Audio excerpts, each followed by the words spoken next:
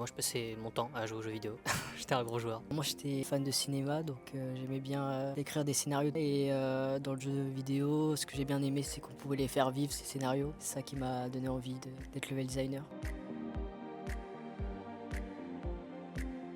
Moi, je travaille en RH, donc ma journée type, c'est de regarder tous les CV que j'ai pu recevoir côté recrutement, faire le tri, planifier des entretiens, discuter avec les managers, comprendre les problématiques de chaque équipe pour recruter les profils les mieux adaptés et communiquer beaucoup avec les différentes écoles, aussi en jeux vidéo, mais pas que. Moi ça va dépendre des jours où on va avoir des réunions pour la conception ou pour des nouveaux sujets et puis des jours où on va être à nos postes et on va produire ce qu'on doit pour le jeu. Pareil, ça dépend des journées, ça dépend des missions. Des journées, ça va être de l'intégration, d'autres, ça va être du scripting, d'autres journées vont nécessiter à débugger le jeu. C'est ultra varié. Moi je dirais c'est des défis techniques. L'objectif c'est de pouvoir faire en sorte que ce qu'on intègre dans le jeu marche sans que ça pose de problème aux autres équipes et c'est rare que ça marche la première fois. Si je devais parler pour l'UI, le plus gros problème technique qu'on ait eu, le plus gros défi qu'on ait eu, c'est quand on fait une interface, des fois on a besoin de la localiser, donc ça veut dire la traduire dans d'autres langues. Ça, c'est des vrais défis sur lesquels on travaille. Il y a plusieurs choses qu'on va regarder en premier. Déjà au tout début, c'est ses soft skills dans la façon d'échanger. Et après, évidemment, le portfolio, avant même le CV,